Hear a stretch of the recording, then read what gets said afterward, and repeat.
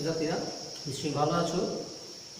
Previous ক্লাসে আমরা বৃত্তস্থ চতুর্ভুজ সংক্রান্ত উপপাদ্য নিয়ে আলোচনা করেছি। এই ক্লাসে আমরা করব লম্ব বৃত্তাকার চোঙ, যেটি তোমাদের দ্বিতীয় টার্মিনালের সিলেবাসে ছিল। এটি এখন লম্ব বৃত্তাকার চোঙ নিয়ে আলোচনা করব। নেক্সট ক্লাসে কী হবে সেটা আমি শেষে বলে দেবো। তো তাহলে শুরু করছি লম্ব বৃত্তাকার চোঙ। খুব ইম্পর্টেন্ট একটি চ্যাপ্টার, যদিও খুব সহজ চ্যাপ্টার, খুব সহজ সহজ অঙ্ক আছে। কঠিন অঙ্ক থাকে সেটা তোমাদের বইতে অত নেই বা সেরকমভাবে আসে না, ঠিক আছে। কিন্তু স্কুলে পড়তে পারে, কোনো অঙ্ক ওরকম পড়তে পারে একটু কঠিন অঙ্ক, সেগুলো একটুখানি বলে দেওয়া হবে সেরকম অঙ্ক। যাকে তাহলে আমরা শুরু করছি লম্ব বৃত্তাকার চোঙ, রাইট সার্কুলার সিলিন্ডার। ঠিক আছে, রাইট সার্কুলার সিলিন্ডার শুরু করার আগে তোমাদের জানতে হবে যে কাকে বলে লম্ব বৃত্তাকার চোঙ। এটি কি জিনিসটা, কি এটি কি না, এটি একটি ঘন বস্তু, সলিড একটা অবজেক্ট। ঘন বস্তু দেখতে হয় এরকম, এরকম দেখতে হয়। যদিও এর ডেফিনেশন আছে, আমি আঁকাটা সঠিক হয়নি, এখন একটা ক্যাজুয়ালি একটা এঁকে দিলাম। যাই হোক, এর ডেফিনেশন আছে কি লম্ব বৃত্তাকার চোঙ কাকে, সেটা তোমাদের জানতে হবে। লম্ব বৃত্তাকার চোঙ হচ্ছে একটা ঘন বস্তু। ঘন বস্তু মানে তার তল থাকে। তোমরা এর আগে ঘন বস্তু করেছো, তোমরা সমকোণী চৌকোণ করেছো, যেটাকে আমরা আয়ত ঘনক বলি, সেটা তোমরা করেছো। সেখানে দেখেছো তার 6টা তল থাকে, 12টা প্রান্তিকই থাকে, এজ বা প্রান্তিকই থাকে 12টা, এবং শীর্ষবিন্দু থাকে 8টা, তাই তো। তল থাকে 6টা, কর্ণ থাকে 4টে, এগুলো তোমরা জানো, আগে থেকে জানো। তো এবারে আমরা এমন একটা ঘন বস্তু নিয়ে আলোচনা করব যার তল হচ্ছে 3টে। আপাতত 3টে তল নিয়ে আমরা আলোচনা করব। যদিও যদি এটা হলো সিলিন্ডার হয় তাহলে 4টে তল। তো এখন আমরা আপাতত সলিড সিলিন্ডার নিয়ে আলোচনা করব। সলিড মানে ভেতরটা ফাঁপা নয়, সলিড, নিরেট। ঠিক আছে, নিরেট চোঙ নিয়ে আমরা প্রথমে আলোচনা করব। এর উদাহরণ তো আছে, তোমরা জানো। এই পেন্সিল, মোটামুটি পেন্সিলটাকে আমরা একটা ধরতে পারি চোঙের মতো, যদিও এটি চোঙ নয়, এটি অন্য একটা আকৃতি। সেটা তোমরা পরে শঙ্কু যখন করানো হবে তখন বলা হবে এটা ফ্লাস্টুমের আকৃতি, ফ্লাস্টুম, সেটা তোমাদের পরে বলা হবে। তো যদিও আমরা এমনি সরাসরি জিজ্ঞাসা করলে অনেকেই বলে দেয় যে চক পেন্সিল হচ্ছে একটা লম্ব বৃত্তাকার চোঙের উদাহরণ, বলে দেয়। যাই হোক, বলা যায়। এই যে তোমরা ক্লাসরুমে দেখো টিউবলাইট একটা লম্ব বৃত্তাকার চোঙের উদাহরণ। জলের যে পাইপ, সেই জলের পাইপ হচ্ছে লম্ব বৃত্তাকার চোঙের উদাহরণ, ইত্যাদি। তো এরকম নাম কেন লম্ব বৃত্তাকার চোঙ, এরকম নাম কেন? তার তো কারণ আছে, তাই না? তো সেই কারণ নিয়ে আমরা আলোচনা করি। ঘন বস্তুটা 3টে তল। দেখো, এই যে যদি আমরা এটাকেই ধরে নিই যে এটি একটি লম্ব বৃত্তাকার চোঙ, তাহলে এর তল হচ্ছে, দেখো এইটা হচ্ছে পার্শ্বতল, এটি একটি প্রান্ততল, এটি একটি প্রান্ততল। ঠিক আছে, একটু ছোট হয়ে গেছে, একটু বড় নিই। এটা পার্শ্বতল, এই দুটো প্রান্ততল। এই তল দুটো কেমন? এই তল দুটো সমতল, এই তল দুটো সমতল। আর এই তলটা কিন্তু সমতল নয়, এটা বক্রতল। তাহলে একটা বক্রতল, পার্শ্বতল, এবং দুটো প্রান্ততল যারা সমতল এবং বৃত্তাকার, সেই নিয়ে গঠিত হয় চোঙ, লম্ব বৃত্তাকার চোঙ। কেন এর লম্ব বৃত্তাকার নাম, সেটার কারণ আছে, বলছি। তো তাহলে আমরা এটা আঁকার চেষ্টা করব, লম্ব বৃত্তাকার চোঙের একটা ছবি আঁকার চেষ্টা করি। ঠিক আছে, একটু ভালোভাবে ছবিটা আঁকার চেষ্টা করি।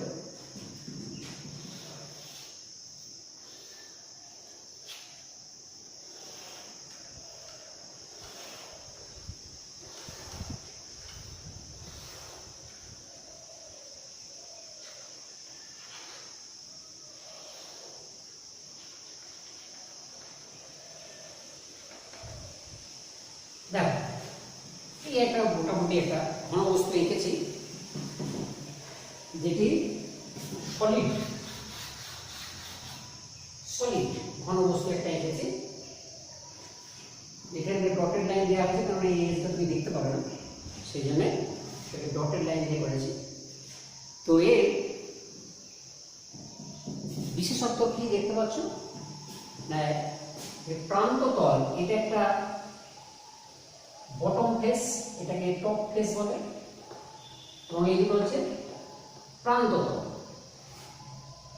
আর একটা ল্যাটারাল ফেস আছে, এটাকে ল্যাটারাল ফেস বলে, এটা হচ্ছে পার্শ্বতল। পার্শ্বতল কিন্তু একটা, কিন্তু দেখে মনে হবে না যে একটা বলে, হ্যাঁ, কিন্তু এটি একটা এরকম মনে হচ্ছে না, যার এটা সমতল, পুরোপুরি একটা সমতলের মতো মনে হচ্ছে, কিন্তু এটা 3 ডাইমেনশনাল ফিগার, সেই জন্য একটু বুঝে নিতে হবে, এরকম কিছু না, এরকম করে আঁকাও যাবে না, সেইভাবে বুঝে নিতে হবে, ঠিক আছে। তো এটা গঠিত হয় কিভাবে, কিভাবে গঠিত হতে পারে সেটা আগে দেখি, যে এই ঘনবস্তুটা কিভাবে গঠিত হতে পারে। আমরা কি করবো না, একটা এরকম আয়তক্ষেত্র নিলাম, ঠিক আছে, একটা এরকম আয়তক্ষেত্র নিলাম, আয়তাকার কাগজের একটা টুকরো নিলাম, আয়তাকার একটা কাগজের টুকরো নিলাম, ঠিক আছে, এরকম নিয়েছি কাগজের টুকরোটা, মনে করো এটা এবিসি।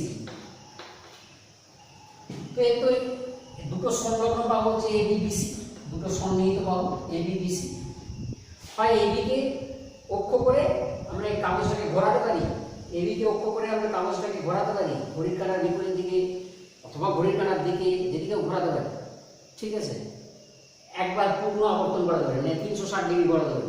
যদি ঘুরিয়ে দিই তাহলে কি হবে, তাহলে যে ঘনবস্তুটা তৈরি হয় সেইটাই হচ্ছে লম্ববৃত্তাকার।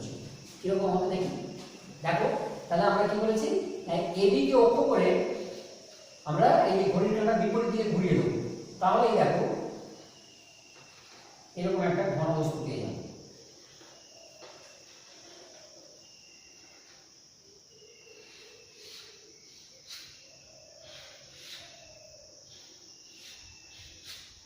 এই ঘনবস্তু পেয়ে যাবে, ঠিক আছে, এরকম একটা ঘনবস্তু পেয়ে গেল। কি করেছি না, এবিসি দিয়ে একটা আয়তাকার কাগজের টুকরো, তার এবি বাহুকে অক্ষ করে আমরা ঘড়ির কাঁটার বিপরীত দিকে 360 ডিগ্রি একবার পূর্ণ আবর্তন করে দিয়েছি, তাহলে যে ঘনবস্তুটা তৈরি হয়েছে ওইটি হচ্ছে একটি নাম দিতে পারো, এরকম একটি ঘনবস্তু তৈরি হয়েছে যেটি লম্ববৃত্তাকার ছিল। এখন যেটাকে অক্ষ, যে বাহুটাকে আমরা অক্ষ করে ঘোরালাম, এই যে এবি বাহুকে অক্ষ করে ঘুরিয়েছি, এবি বাহুটা হচ্ছে এই চোঙটা অক্ষ বলব, আর এবি এ থেকে বি পর্যন্ত যে দৈর্ঘ্যটা, সেই দৈর্ঘ্যটা হচ্ছে চোঙটার উচ্চতা, আর এবি মানে দেখো ডিসি, তাই না, ডিসি। আবার এবির সঙ্গে সংলগ্ন বাহু ছিল বিসি অথবা এডি, এই বিসি অথবা এডিকে বলা হবে চোঙটার ব্যাসার্ধ, চোঙটার রেডিয়াস বা ব্যাসার্ধ বলা হবে, ওকে। তাহলে এবি হচ্ছে উচ্চতা, বিসি হচ্ছে তার ব্যাসার্ধ, আর এবি যে সরলরেখাটা সেটা হচ্ছে অক্ষ, বুঝছে। তো এইভাবে আমরা একটা লম্ববৃত্তাকার চোঙ গঠন করতে পারি। এবার এই বিভিন্ন ভাবে আমরা একে ডিনোট করবো, এবিকে একটা ভাবে ডিনোট করবো, বিসিকে ডিনোট করবো, যেমন এটাকে অন্যরকম ভাবেও কিন্তু গঠন করতে পারি। যদি এরকম হয়, মনে করো এটা একটা সমতল, এই যে এটা একটা সমতল, এই সমতলে একটা লম্ব রেখা আছে, এই লম্ব রেখা আছে, তার সঙ্গে সমান্তরালে ওই তলে আরেকটা লম্ব রেখা আছে। এখন এই লম্ব রেখাটাকে, যার দূরত্ব হচ্ছে এই যে বিসি, মানে এই লম্ব রেখাটার সঙ্গে এর দূরত্ব হচ্ছে বিসি, এই লম্ব রেখাটাকে স্থির রেখে যদি এই বিসিটাকে যদি চারদিকে ঘোরানো হয়, বিসিটাকে মানে দূরত্বটা বজায় রেখে, সমান দূরত্ব বজায় রেখে, বিসি দূরত্বটা সমান দূরত্ব বজায় রেখে যদি বিসিকে এই এবির চারদিকে ঘোরানো হয়, তাহলে ঘনবস্তুটা তৈরি হবে, অর্থাৎ ওই লম্ববৃত্তাকার চোঙ তৈরি হবে। সেক্ষেত্রে ডিসিটাকে বলা হবে জেনারেটিং লাইন, এইটাকে অ্যাকচুয়ালি তখন জেনারেটিং লাইন বা উৎপাদক রেখা হবে, জেনারেটিং লাইন বা উৎপাদক রেখা লাইন। আর এটাকে অক্ষ করে ঘোরার জন্য এটা অক্ষই থাকবে, বিসির দৈর্ঘ্যটা বা এবির দৈর্ঘ্য এইটা হচ্ছে তোমার উচ্চতা হবে, আর এই যে দূরত্বটা ছিল এই দূরত্বটা হবে ব্যাসার্ধ। তাহলে দুরকম ভাবে বলতে পারি যে লম্ববৃত্তাকার চোঙ গঠিত হচ্ছে, বুঝলে। মানে কেন একটি লম্ববৃত্তাকার কথাটা বলবো সেটা দেখো, একটু আগে আমি বললাম যখন ওই বললাম যে আয়তক্ষেত্র দিয়ে যদি বলি তাহলে সেক্ষেত্রে এটা তো এই কোণটা তো 90 ডিগ্রি ছিল, এই কোণটা 90 ডিগ্রি ছিল, সব কোণগুলোই তার 90 ডিগ্রি। সুতরাং লম্বের একটা কথা, একটা ছোঁয়া এখানে আছে, তাই না? আবার যখন এটা বললাম যে এইভাবে হতে পারে যে একটা সমতলে, এই সমতলে একটা লম্ব রেখা আছে, ওই সমতলে আরেকটা লম্ব রেখা আছে, যেটা তার এই দিক থেকে তার দূরত্ব, মানে এগুলো সমান্তরাল, তাদের দূরত্ব হচ্ছে বিসি। তো এখানেও সেই লম্বের ব্যাপারটা এখানে আছে, যদিও আমরা অন্যরকম ভাবে বলতে পারি। কিরকম? নাইলে দেখো, আমি তো এইটাকে লম্ববৃত্তাকার চোঙ হিসাবে নিয়েছি। এইটা হচ্ছে একটা, এই তলটা হচ্ছে একটা প্রান্ত তল, এটা তার সীমারেখা, এটা বৃত্তাকার। তেমনি এটাও প্রান্ত তল, এটাও তার সীমারেখা, মানে এটা একটা প্রান্তিকী, এটা একটা প্রান্তিকী, ঠিক আছে? ওটা আমরা পরে আসছি। তো এই যে এই টপ যে ফেস, অর্থাৎ উপরের যে প্রান্ত তল, সেই উপরের প্রান্ত তলের সীমারেখার উপর তো অসংখ্য বিন্দু আছে, অসংখ্য বিন্দু আছে। যে কোনো বিন্দু থেকে যদি আমরা ভূমিতলের উপর লম্ব টানি, এই দেখো ভূমিতলের উপর লম্ব টানলাম, লম্ব টানলাম, এই যে মনে করে এই যে এই একটা প্রান্তিকী, এর ভিতরে একটা বিন্দু এ নিলাম, এ থেকে এই ভূমিতলের উপর লম্ব টেনে দিলাম, এটাকে ভূমিতল বলে, এই ভূমিতলের উপর লম্ব টেনে দিলাম, বি বিন্দুতে ছেদ করলো, ঠিক আছে? মানে এই ভূমিতলের উপর লম্ব টানলে কি হবে না, এর এর প্রান্তিকের উপরে সমস্ত বিন্দু নেব, সমস্ত বিন্দু এর প্রান্তিকের উপরে নেব, সমস্ত বিন্দু। যদি এখানে নিই তাহলে এখানে এসে ছেদ করবে, এখানে এসে ছেদ করবে। এই সি নিই, এটা ডি হয়, তাহলে সি যদি এখানে থাকে, এই ডি এখানে আসবে। মানে সমস্ত বিন্দুগুলো, এটা যদি পি হয়, এটা কিউ হয়, এটা যদি আর হয়, এটা এস হবে, ইত্যাদি। মানে এ পি আর সি সবই এই টপ ফেসের এই প্রান্তিকের উপরে ছিল। আবার দেখো বি কিউ এস ডি সবই কিন্তু বটম ফেসের আবার প্রান্তিকের উপরে আছে। এইটাই হতে হবে, তবে কিন্তু সেটি লম্ববৃত্তাকার চোঙ। এই জন্য এটাকে লম্ববৃত্তাকার চোঙ। মানে অ্যাকচুয়ালি উপরের তলের প্রান্তরেখার উপর যে কোনো বিন্দু থেকে যদি ভূমিতলের উপর লম্ব টানি, সেই লম্বের পাদবিন্দুগুলো কোথায় হবে? লম্বের পাদবিন্দুগুলো হবে ভূমিতলের প্রান্তরেখার, তবে সেটি হবে লম্ববৃত্তাকার চোঙ, না হলে কিন্তু হবে না। এগুলো সরলরেখা হবে, সরলরেখা। এবং এই সরলরেখাগুলো প্রত্যেকটাই এই যে পার্শ্ব যে তল, সেই পার্শ্ব তলের উপর সম্পূর্ণভাবে লাই করবে, মানে থাকবে, ঠিক আছে? তাহলে এই হলো তোমার লম্ববৃত্তাকার চোঙ। বোঝা গেছে? তাহলে লম্ববৃত্তাকার চোঙ কাকে বলে, যদি বলে কি হবে, তোমাকে কি বলতে হবে? হ্যাঁ, সংজ্ঞাটা মুখেই বলে দিচ্ছি, লিখছি না, যে তিনটে তল বিশিষ্ট একটা ঘনবস্তু, যার প্রান্ত তলদ্বয় এরা হচ্ছে সমান্তরাল এবং পরস্পর সর্বসম বৃত্ত হবে, পরস্পর সর্বসম বৃত্তাকার হবে তল, আর পার্শ্বতলটা বক্রতল হবে। শুধু এইটুকু বলে দিলেই কিন্তু তাকে লম্ববৃত্তাকার চোঙ বলে না। কি বলতে হবে? এবং উপরের প্রান্ততলের সীমারেখার উপর যে কোনো বিন্দু থেকে ভূমিতলের উপর লম্ব টানলে সেই লম্বের পাদবিন্দুগুলো সব ভূমিতলের সীমারেখার উপর অবস্থিত হবে, তবেই আমরা তাকে লম্ববৃত্তাকার চোঙ বলতে পারি। অথবা এর আরেকটা বাংলা আছে, বেলন, বেলন, বেলন, ঠিক আছে? বেলন মানেও কিন্তু লম্ববৃত্তাকার চোঙ। তোমাদের চোঙ মানে লম্ববৃত্তাকার চোঙই ধরতে হবে, তোমাদের সিলেবাসে কি আছে, ওকে? তাহলে সংজ্ঞাটা আমি বলি। এবার দেখো, এই লম্ববৃত্তাকার চোঙের তল তো বললাম তিনটে, তাহলে এই তিনটে তল কতগুলো সরলরেখায় ছেদ করে? এটার সঙ্গে এটার ছেদ তো নেই, তাই না? এটার সঙ্গে এই তলের সঙ্গে এই তলের কি ছেদ আছে? কারণ এরা সমান্তরাল তল, এদের ছেদ নেই। তার মানে কোনো প্রান্তিকী, এইগুলো তলের ছেদ করে কোনো প্রান্তিকী গঠিত হচ্ছে না। কি হচ্ছে না, এই পার্শ্বতলটা এই তলটাকে এই রেখায় ছেদ করে, আর এই তলটাকে এই রেখায় ছেদ করে। তাহলে এই দুটো হচ্ছে প্রান্তিকী। তাহলে কটা প্রান্তিকী? দুটো, এইটা এবং এটা। এবং এই যে আকৃতি কেমন, আকার কেমন? বৃত্তাকার। তাহলে দুটো প্রান্তিকী, এরা বৃত্তাকার এবং তারা সমান্তরাল। যেহেতু সমান্তরাল প্রান্তিকী, তারা কি ছেদ করবে? এই প্রান্তিকী দুটো তো পরস্পরকে ছেদ করবে না। তাহলে প্রান্তিকী ছেদ করছে না, মানে কোনো শীর্ষবিন্দু নেই। তাহলে কি হলো? ভার্টেক্স নেই। লম্ববৃত্তাকার চোঙের তল সংখ্যা অবশ্যই নিরেট, একটু বলে দিই, নিরেট। নিরেট লম্ববৃত্তাকার চোঙের তল সংখ্যা হচ্ছে 3, প্রান্তিকী সংখ্যা 2 মানে 2, আর শীর্ষ সংখ্যা কিন্তু 0 মানে কোনো শীর্ষ নেই। এই হচ্ছে ব্যাপার। এবারে আমরা লম্ববৃত্তাকার চোঙে কতগুলো সূত্র জানবো, কতগুলো সূত্র, ঠিক আছে? দেখো দেখো এই হচ্ছে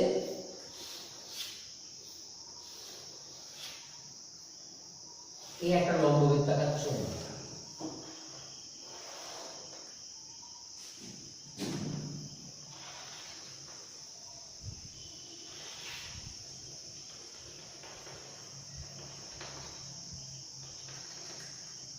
এইটাকে আমরা উচ্চতা বলি, যদিও এটা উচ্চতা, এটাকে এখানে না লিখে এখানে দেখালাম।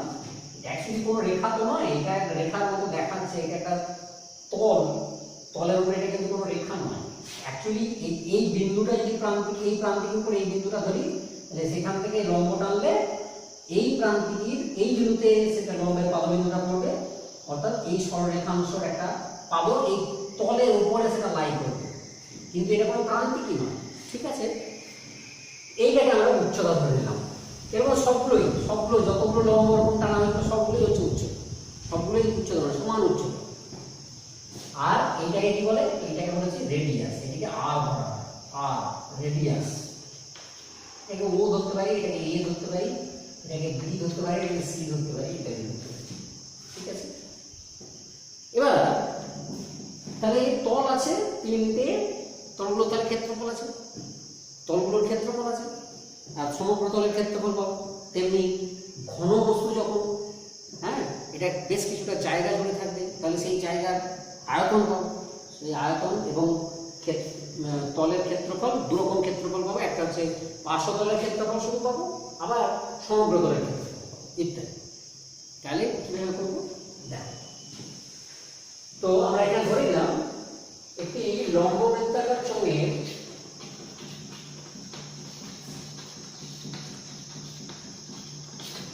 উচ্চতা, হাইট বলে h, এবং ব্যাসার্ধ, কিন্তু ভূমি ব্যাসার্ধ বলতে পারো, বা পুরু ব্যাসার্ধ বলতে পারো,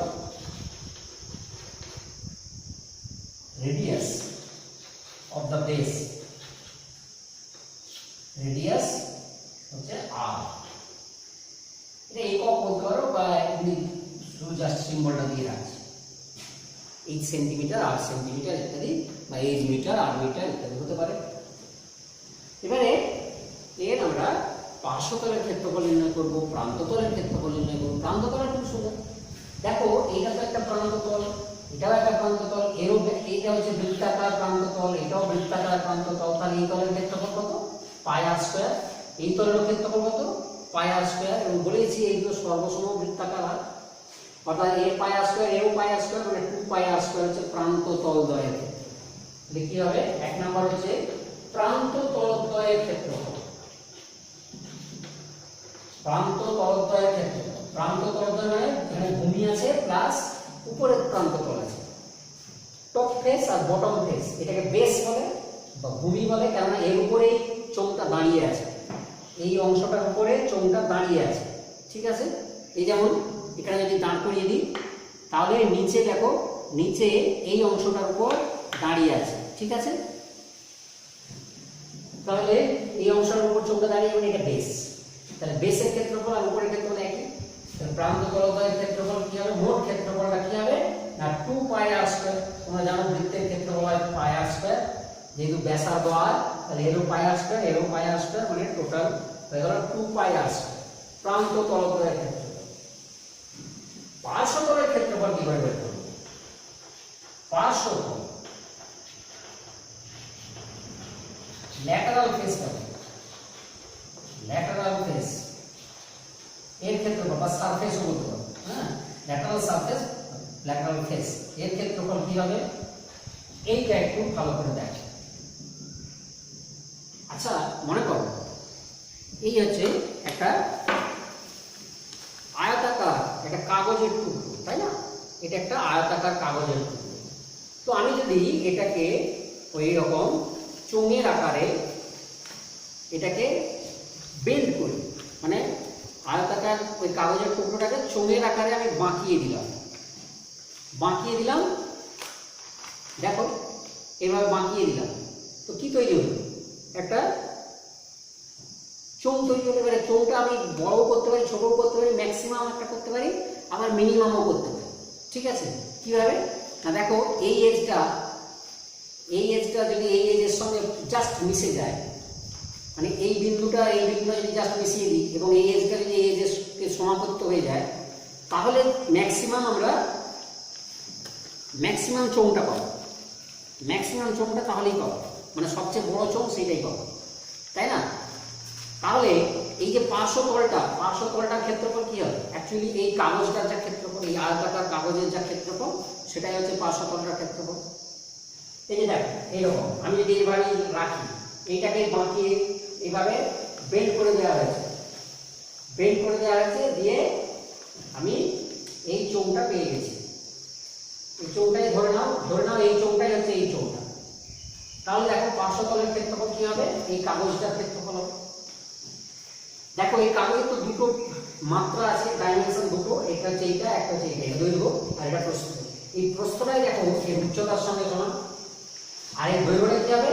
না দৈর্ঘ্যটাকে বেন্ড করে এইটা হবে, মানে অ্যাকচুয়ালি এইটা হবে ভূমির পরিধি বা উপরের প্রান্তের পরিধি, একই ব্যাপার। ভূমির পরিধি এটা হবে, আর এটা হবে উচ্চতা। তাহলে ভূমির পরিধিকে উচ্চতা দিয়ে গুণ করলে যে ক্ষেত্রফলটা পাবো সেইটাই এই পার্শ্বতলের ক্ষেত্রফল। ওকে, বোঝা গেছে? তাহলে আমরা কি লিখবো? পার্শ্বতলের ক্ষেত্রফল এটা সমান হবে ভূমির পরিসীমা না বলে পরিধি করবো ইনটু উচ্চতা, কেননা ভূমিটা বৃত্তাকার, তাই জন্য এটা পরিধি বলা হয়।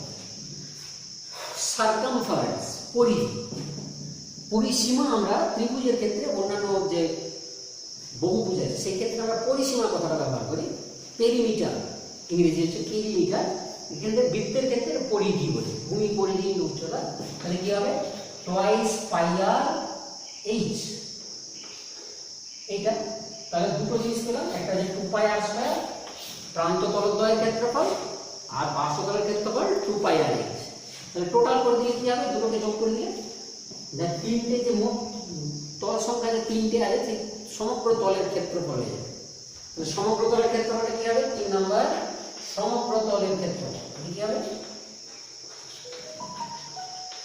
এটা হয়ে যাবে না 2 পাই আর এইচ, আর 2 পাই আর স্কয়ারটা আগে লিখি, প্লাস 2 পাই আর এইচ। দেখো এখানে কমন যাবে 2 পাই আর ইনটু আর প্লাস এইচ।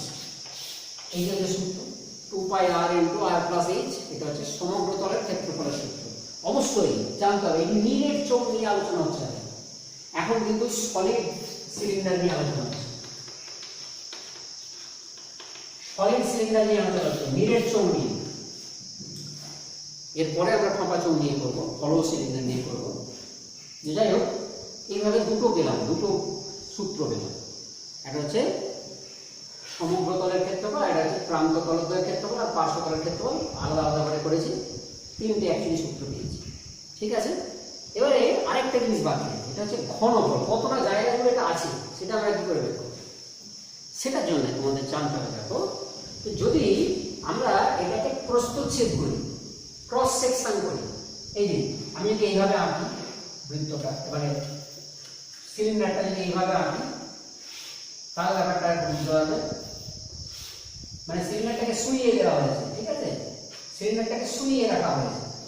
এরপরে ক্রস সেকশন করছি। ক্রস সেকশন করলে কি পাবো? ক্রস সেকশন মানে প্রস্থচ্ছেদ। খুব পাতলা পাতলা ওয়েফার আমরা যদি বের করি, চাকতি এরকম পাবো না? এরকম পাতলা পাতলা চাকতি পাবো বেশ কতগুলো। একটা এরকম পেয়ে যাবো, কি এরকম একটা চাকতি পেয়ে যাবো। ঠিক আছে, এবার এই চাকতিগুলোকে পরপর পরপর সাজিয়ে সাজিয়ে সাজিয়ে তো আমরা চৌটা পাবো, তাই না? চৌটা কিভাবে পাবো? এরকম করে চাকতিগুলোকে সাজিয়েই পাবো, তাই না? ওই মানে যতগুলো ক্রস সেকশন হবে সেগুলোকে একসঙ্গে জুড়ে দিলে কোনটা হবে। এবারে এক একটা যে স্লাইস, মানে এক একটা যে ওয়েফার যেটা করেছি, বৃত্তাকার একটা চাকতি এরকম দিয়েছি, তো এর তো এটা তো জাস্ট একটা কাগজের বৃত্তাকার যে কাগজের টুকরো সেই রকম ধরনের পেয়েছি, তাই না? খুব পাতলা করে কাটতে হবে। তো এর আমি বেদটাকে, এর যে বেদ মানে কতটা পুরু সেটাকে আমরা নেগলেক্ট করতে পারি। তো এইভাবে সাজিয়ে সাজিয়ে আমরা এটাকে পেয়েছি, এই চৌটাকে পেয়েছি। এবং দেখো যতগুলো আমরা ক্রস সেকশন করবো, অ্যাকচুয়ালি ক্রস সেকশন মানেই হচ্ছে যে ভূমিটার সমান্তরাল তল দিয়ে কাটতে হবে, সমান্তরাল তল দিয়ে ছেদ করতে হবে, ঠিক আছে? ভূমির সমান্তরাল তল দিয়ে একে ছেদ করতে হবে। ওকে, সমস্ত ছেদগুলোই হবে কি সর্বসম বৃত্ত, সবগুলোই এইরকম বৃত্ত হবে, একই ব্যাসার্ধের সব বৃত্ত হবে, ঠিক আছে? তাহলে কি হবে, অ্যাকচুয়ালি এক একটাকে যদি আমরা এইটাকে যদি আমরা একটা এরকম বৃত্তকে, বৃত্তাকার টুকরোকে যদি একক ধরি, তাহলে ওই এইটার যা ক্ষেত্রফল তাকে উচ্চতা দিয়ে গুণ করলেই কিন্তু যতটা জায়গা জুড়ে আছে বায়ুতে, যতটা জায়গা জুড়ে আছে সেইটা আমরা পেয়ে যাব। অর্থাৎ আয়তন কি হবে না, আয়তন হবে ভূমির ক্ষেত্রফল ইনটু উচ্চতা। এটি কিন্তু অন্যরকমভাবে প্রমাণ করা যায়, তোমাদের এখন প্রমাণ করতে হবে না, তোমরা শুধু মনে রাখবে যে আয়তন হবে ভূমির ক্ষেত্রফল ইনটু উচ্চতা। এই ভূমির ক্ষেত্রফল ইনটু উচ্চতা যে আয়তনের সূত্র, এটি কিন্তু তোমরা সমকোণী চৌকোণের ক্ষেত্রেও করেছো। কারণ সমকোণী চৌকোণের ক্ষেত্রে ক্রস সেকশন গুলো কি হয়, সব সর্বসম আয়তাকার হয়, এবং সেক্ষেত্রে কি না ভূমির ক্ষেত্রফল ইনটু উচ্চতাই হয়। এখানেও যেহেতু ক্রস সেকশন গুলো সব সর্বসম বৃত্ত হচ্ছে, তার জন্য শুধু ভূমির ক্ষেত্রফল সেটা হলো একটা বৃত্ত, সেইটা ক্ষেত্রফলকে আমরা উচ্চতা দিয়ে গুণ করে দিলাম, দিয়ে আয়তন। তাহলে কি হবে, অ্যাকচুয়ালি আয়তন সূত্রটা কি হবে না, পাই আর স্কয়ার এই ঘন একক, এরকম হবে। এটা ঘন একক, এটা বর্গ একক, এগুলো সব বর্গ একক, ঠিক আছে? তাহলে আমরা তিনটে জিনিস পেলাম, কি কি? নিরেট চোঙ, তার তল সংখ্যা হচ্ছে তিনটে, একটা পার্শ্বতল যেটা বক্রতল, দুটো প্রান্ততল সমতল এবং সারা সর্বসমবৃত্ত, আর কি শীর্ষ সংখ্যা নেই, প্রান্তিকের সংখ্যা দুটো, প্রান্তিকের সংখ্যা দুটো, শীর্ষ সংখ্যা নেই, শূন্য, ঠিক আছে? এবারে কি না, এর তল হচ্ছে যেহেতু তিনটে, তাহলে তিনটে তলের মোট ক্ষেত্রফল আমরা পেয়েছি, সমগ্র তলের ক্ষেত্রফল, তার আগে ভাগ করেছি, প্রান্ত তল দুটোর মোট ক্ষেত্রফল পেয়েছি, আর পার্শ্বতলের ক্ষেত্রফল পেয়েছি, দুটোকে অ্যাড করে দিয়ে আমরা সমগ্র তলের ক্ষেত্রফল পেয়েছি, আর একটা কি পেলাম, আয়তন। এই সূত্রগুলো পেলাম। এইরকমই সূত্র আমরা শূন্যগর্ভ যদি চৌং হয়, অর্থাৎ ভেতরে যদি ফাঁপা হয়, সেক্ষেত্রে তারও সূত্র আমরা কিছু বের করতে পারি। ওকে, সেটা এবার করব। দেখো সেক্ষেত্রে কিরকম ছবিটা হবে। তাহলে এবারে আমরা যেটা করছি সেটা হচ্ছে হলো সিলিন্ডার। এবার আমরা করবো হলো সিলিন্ডার। কিরকম হবে ছবিটা?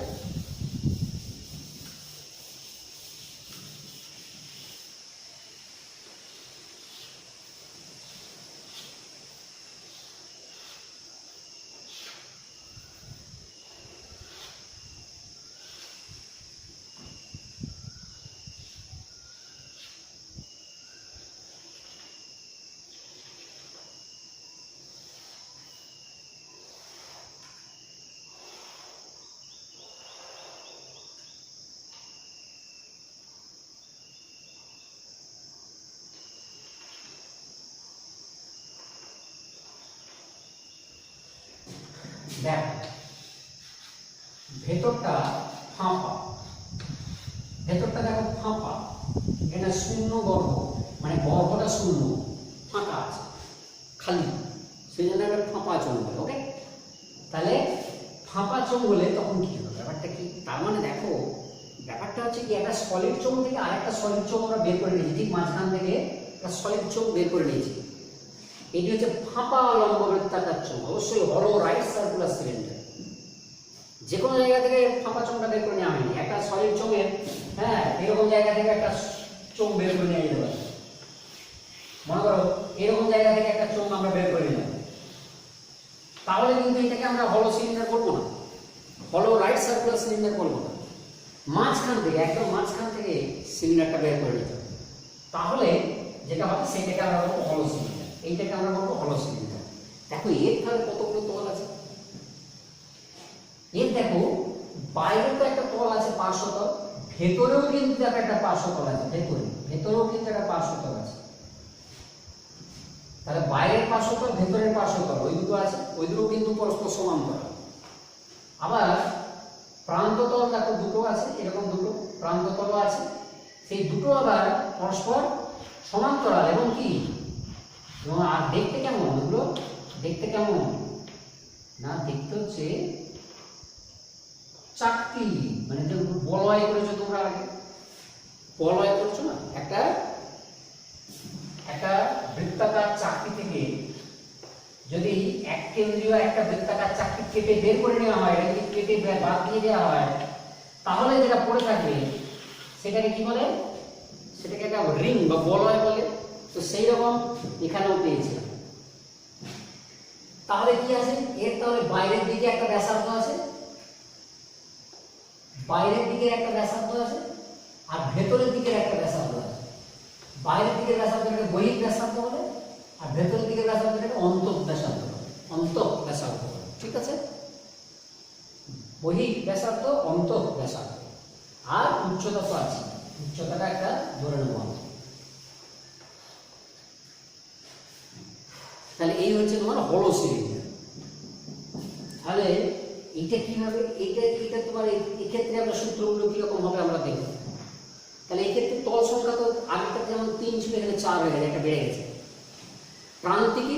প্রান্তিকী কটা হয়েছে দেখো, এই তলটা তো পরস্পরকে ছেদ করে, মানে এই দুটো ছেদে প্রান্তিকী গঠিত হয়নি। তাহলে গঠিত হয়েছে কি, বাইরের পার্শ্বতলটার সঙ্গে এর ছেদ আর এর ছেদে দুটো প্রান্তিকী, এইটা আর এটা, আর ভেতরের পার্শ্বতলটা আবার এই যে ছেদ করেছে আর এই যে ছেদ করেছে, অর্থাৎ এইটা একটা প্রান্তিকী, এইটা একটা প্রান্তিকী, এখানেও এটা একটা প্রান্তিকী, এটা একটা প্রান্তিকী। ঠিক আছে, এরকম দুটো চারটে প্রান্তিকী আমরা পেয়েছি। তাহলে প্রান্তিকীর সংখ্যাও 4, তল সংখ্যা 4, প্রান্তিকীও 4। এই দুটো প্রান্তিকী পরস্পর সমান্তরাল, আবার এদের দুটোর সঙ্গে এইগুলো সমান্তরাল, মানে একটি কোনো ছেদ করেনি, প্রান্তিকীগুলো পরস্পরকে কিন্তু ছেদ করেনি। তার মানে শীর্ষ সংখ্যা এখানেও 0। ঠিক আছে, ওকে। তাহলে এই হচ্ছে ব্যাপার, এই হচ্ছে হলো সিলিন্ডার। এবারে হলো সিলিন্ডারের ক্ষেত্রে কিন্তু একমুখ বন্ধ থাকতে পারে, আবার দুমুখী খোলা থাকতে পারে। হলো সিলিন্ডারের ক্ষেত্রে দুমুখ বন্ধ থাকবে না, বন্ধ থাকতে পারে, একটা ঢাকনা দিয়ে দেওয়া হয়, বন্ধ থাকবে। তাহলে দেখো যেটা বলছিলাম যে এই যে হলো সিলিন্ডারে কিন্তু একটা মুখ বন্ধ থাকতে পারে, আবার এক মুখ খোলা থাকতে পারে, অথবা দুমুখী বন্ধ থাকতে পারে, এটা ঢাকনা দিয়ে দিলে বন্ধ হয়ে যাবে। ঠিক আছে, তো যেমন দেখেছো তোমাদের প্রত্যেকের বাড়িতে জলের ট্যাঙ্ক আছে, খাবার জলের ট্যাঙ্ক আছে, খাবার জলের নয় ব্যবহার করলাম, ব্যবহারের জলের ট্যাঙ্ক আছে, খাবার জলটা আমরা ডাইরেক্ট করি। যাই হোক, তো সেই ট্যাঙ্কে তোমরা দেখেছো নিচেটা তো বন্ধই থাকে, কারণ জলটা পড়ে যাবে, আর উপরে কি হয় না, উপরে ওই পাখি টাকি যাতে না পড়ে বা ময়লা টয়লা যাতে না পড়ে, তার জন্য একটা ঢাকনা, তো সেরকম হতে পারে। কিন্তু ভেতরটা কি হয়, ভেতরটা তো জল থাকে, মানে ফাঁপা, হ্যাঁ, মানে সেখানে শূন্য স্থান আছে, তবেই তো জলটা থাকবে, না হলে তো সলিড হলে তো জল কি করে থাকতে পারে, তাই না? তো তাহলে এরকম একটা হলো সিলিন্ডার আমরা নিয়ে কাজ করছি।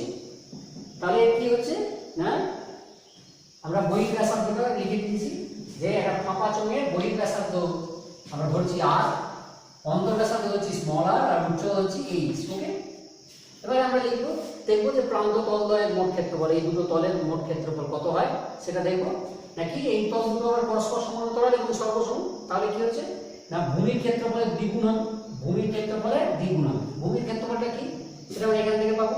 দেখো এই যে বহিঃ ব্যাসার্ধ আর অন্তর ব্যাসার্ধ স্মল আর, তাহলে এটা তো একটা এরকম বলয় রিং, মানে বাইরের ক্ষেত্রফল, বাইরের বৃত্তটার ক্ষেত্রফল থেকে ভেতরের বৃত্তটার ক্ষেত্রফল বাদ দিয়ে দিলে আমরা এই রিংটার ক্ষেত্রফল পাবো। তাহলে কি হচ্ছে pi into capital R square, মানে বাইরের দিকে ব্যাসার্ধটা capital R pi into small R square, ভেতরের দিকে ব্যাসার্ধটা স্মল আর, তাহলে বাদ দিয়ে দিলেই আমরা ক্ষেত্রফল পেয়ে যাচ্ছি। তাহলে এখানে কি পাবো, 2 ইনটু ভূমির ক্ষেত্রফল মানে 2 ইনটু পাই আর স্কয়ার মাইনাস পাই আর স্কয়ার, তার মানে অ্যাকচুয়ালি হলো 2 পাই ইনটু আর স্কয়ার মাইনাস আর স্কয়ার, এত বর্গ একক। ঠিক আছে, এটা হচ্ছে প্রান্ত তল দুটোর মোট ক্ষেত্রফল। এবারে পার্শ্বতলের ক্ষেত্রফল কি পাবো, দেখো পার্শ্বতলের ক্ষেত্রফল যেমন আমরা সলিড সিলিন্ডারের ক্ষেত্রে বুঝিয়েছি বলেছি কি না, এরকম একটা আয়তাকার কাগজ যার প্রস্থটা হবে h আর দৈর্ঘ্যটা হবে এই যে ভূমির পরিধি, সেক্ষেত্রে সলিডের ক্ষেত্রে ভূমির পরিধি বাইরের দিকের পরিধিটাই ছিল, ভেতরের দিকের কোনো পরিধি থাকেনি, কারণ সেটা বৃত্তাকার, সম্পূর্ণ বৃত্তাকার ছিল। এখানে বলয় আকার হয়েছে বলে দুটো পরিধি হবে, একটা বহিঃ পরিধি হবে, একটা অন্ত পরিধি হবে।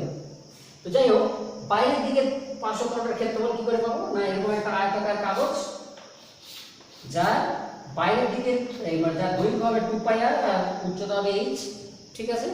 তেমনি ভেতরের দিকের পরিধি, ভেতরের দিকে যে সিলিন্ডারটা, ভেতরে তো একটা সিলিন্ডার আছে আমরা ধরে নিতে পারি, তার তাহলে বাইরের দিকের ক্ষেত্রফল, এই ভেতরের সিলিন্ডারটা আর বাইরের তলের ক্ষেত্রফলটা কি না, সেক্ষেত্রে এরকম একটা ছবি হবে কি না, এটা h থাকবে কিন্তু এটা 2π স্মল আর, অর্থাৎ এর পরিধিটা কমে যাচ্ছে, মানে ভেতরের দিকের পরিধিটা কম হবে, ভেতরের দিকে ব্যাসার্ধ যেহেতু কম তাহলে পরিধিও কম, তাহলে এর ক্ষেত্রফল হচ্ছে পার্শ্বতলের ক্ষেত্রফল, এই মানে বাইরের পার্শ্বতলের ক্ষেত্রফল, এটা ভেতরের পার্শ্বতলের ক্ষেত্রফল 2πrh আর 2π স্মল আর h, এটা হবে দুটো ক্ষেত্রফল।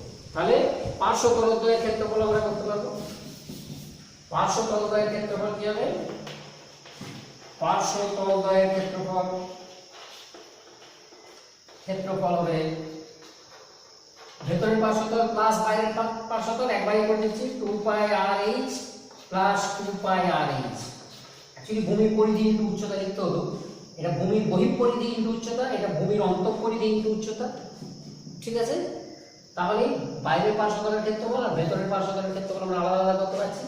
এখানে আমরা 2πh কমন নিয়ে নেবো এবং সেটাকে লিখবো এইভাবে 2πr plus r into h, মানে অ্যাকচুয়ালি 2πh কমন নিয়েছি, তাহলে সেইটা এত বর্গ একক পেয়ে যাবে। দুটোকে যোগ করে দিলে আমরা টোটাল ক্ষেত্রফল পেয়ে যাবো, সমগ্র তলের ক্ষেত্রফল। সমগ্র তলের ক্ষেত্রফল এখানে লিখছি, সমগ্র তলের ক্ষেত্রফল,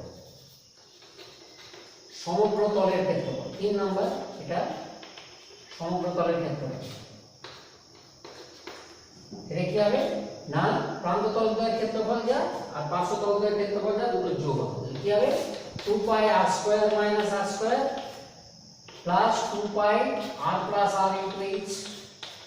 দেখো কি কমন যাবে, এখানে তো 2π, এখানে r প্লাস r একটা ফ্যাক্টর আছে, r মাইনাস r আরেকটা ফ্যাক্টর আছে, তাহলে 2πr প্লাস r এখানেও আছে এখানেও আছে, এটা কমন নিয়ে নেব 2πr প্লাস r কমন নিয়ে নেব, কি থাকে এখানে, এখানে থাকবে r minus r plus h। এইটি হচ্ছে তোমার সমগ্র তলের ক্ষেত্রফলের সূত্র হলো সিলিন্ডারের ক্ষেত্রে, মনে রাখবে এটি ফাঁপা সিলিন্ডারের ক্ষেত্রে। 4 নম্বর হচ্ছে আয়তন। আয়তন কি পাবো, ওই একই যেভাবে সলিড সিলিন্ডারের ক্ষেত্রে বলেছিলাম, ক্রস সেকশনগুলো কি হয়, ভূমি সমান্তরাল তল দিয়ে কাটলে যে প্রস্থচ্ছেদগুলো পাবো সেগুলো কি হয়, সর্বসম বৃত্ত হয়। এখানে কি পাবো, এখানে এরকম ভূমি সমান্তরাল তল দিয়ে যদি কাটি তাহলে কি পাবো, সর্বসম বলয় পাবো, সব সর্বসম রিং পাবো একটা করে, ঠিক আছে, ওইরকম অসংখ্য ওরকম রিং পাবো, তাই না। তাহলে একটা রিংয়ের ক্ষেত্রফলকে ওই h দিয়ে গুণ করে দিলে, অর্থাৎ ভূমির ক্ষেত্রফলকে এখানে উচ্চতা দিয়ে গুণ করলে, তাহলে কি করবো, মানে ভূমির ক্ষেত্রফল ইনটু উচ্চতা, ভূমির ক্ষেত্রফল ইনটু উচ্চতা, এইটি হবে ভূমির ক্ষেত্রফল কত, পাই ইনটু r² মাইনাস r² কে আগে দেখানো হয়েছে ইনটু h, এত ঘন একক। এইটি হবে ফাঁপা চোঙের ক্ষেত্রে আয়তনের সূত্র। মোটামুটি সূত্রগুলো হলো, আরেকটা জিনিস বলা যায় এখানে, যে মনে করে এরকম একটা একমুখ বন্ধ একটা ফাঁপা চোঙ আছে, একমুখ বন্ধ একটা ফাঁপা চোঙ আছে, এই ফাঁপা চোঙের মধ্যে সবচেয়ে বড় যে দণ্ডটা রাখা যাবে, একটা যদি আমি আরেকটা এরকম দণ্ড রাখতে চাই, মানে একটা লম্ববৃত্তাকারী একটা দণ্ড রাখতে চাই, সেই সবচেয়ে বড় দণ্ড কোনটা রাখা যাবে, মনে করো এইটা একটা রেখেছি, ভেতরে মনে করো এইটা রেখেছি, এই দণ্ডটার দৈর্ঘ্য সবচেয়ে বড় দণ্ড এইভাবে রাখা যাবে, এই সবচেয়ে বড় দণ্ডটার দৈর্ঘ্য কত, খুব সহজ, এই দণ্ডটার দৈর্ঘ্য যদি আমরা এও ধরি তাহলে এইটা বের করতে পারবো কিভাবে, দেখো এখানে একটা মানে সমকোণী একটা ত্রিভুজ পাবো, এরকম যে সমকোণী ত্রিভুজের উচ্চতাটা হবে h, এই যে উচ্চতাটা হবে h, ভূমিটা হবে দেখো মানে ভূমির যেটা অন্ত ব্যাসার্ধ তার ডবল, অর্থাৎ অন্ত ব্যাস হয়ে গেছে 2r, 2 ইন্টু স্মল আর, এইটা হচ্ছে এই ভূমিটা, লম্ব এটা, ভূমি এটা, অতিভুজ হচ্ছে এল। তাহলে অতিভুজের দৈর্ঘ্য তুমি বের করতে পারবে। তাহলে সবচেয়ে বড় যে দণ্ড রাখা যাবে ওটাকে আমি আর লিখছি না, এমনি বলে দিচ্ছি। সবচেয়ে বড় যে দণ্ড রাখা যাবে তাকে যদি আমরা এল ধরি, সেই তার দৈর্ঘ্য সেটা হয়ে যাবে রোটো ওভার এইচ স্কোয়ার প্লাস ওই ভূমির যে ব্যাস, ভূমির অন্ত ব্যাস তার স্কোয়ার, অর্থাৎ H square plus 4r square তার ধনাত্মক বর্গমূল। সেটা হচ্ছে তত বড় একটা দণ্ড রাখা যাবে। এই হচ্ছে মোটামুটি সূত্রগুলো বলা হলো। এরপর আমরা প্রবলেম করব, ঠিক আছে।